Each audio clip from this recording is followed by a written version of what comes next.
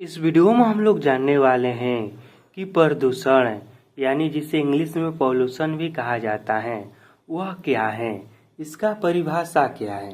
तो देखिए, इसका परिभाषा यदि देना होगा तो बहुत ही आसान शब्दों में हम इस तरह से दे सकते हैं कि किसी भी पदार्थ में वैसे पदार्थ का मिल जाना जो उसके मूल गुण में बदलाव लाता है और वह चीज़ हानिकारक बन जाता है, तो उसे ही प्रदूषण कहते हैं।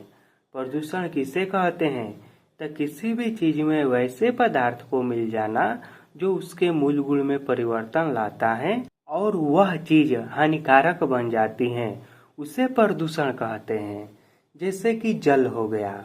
अब देखिए, जल में यदि मिट्टी मिल जाए, यहाँ पर मान लीजिए कि जल है, ठीक, इस बर्तन में हम मान लेते हैं कि जल है। अब इस जल में देखिए मिट्टी मिल जाए तो वह जल प्रदूषित जल हो जाएगा। उसे हम कहेंगे कि जल अब जो है ना यह प्रदूषित हो गया है, यानी कि इसमें प्रदूषण आ गया है। उसी तरह से हवा में यदि और कोई हानिकारक गैस मिल जाए, ऐसे तो देखिए हवा में कार्बन डाइऑक्साइड गैस पहले से जितना अनुपात में है उतना है, ठीक है, लेकिन हवा में बहुत सारा कार्बन डाइऑक्साइड गैस मिल जाए या कोई भी गैस बहुत सारा हो जाए या फिर धूल कण हो जाए, तो हम क्या कहेंगे? वहाँ पर हवा जो है ना वह प्रदूषित हो गया है, हवा प्रदूषण हो गया है।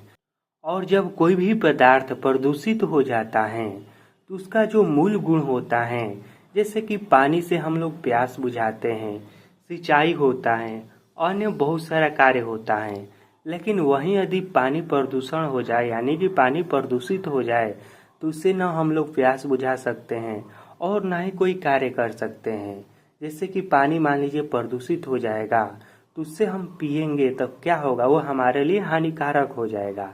तो इसी तरह से कोई भी पदार्थ यदि प्रदूषित हो जाता है यानी कि उसमें प्रदूषण मिल जाता है तो वह पदार्थ जो होता है ना वह हानिकारक हो जाता है।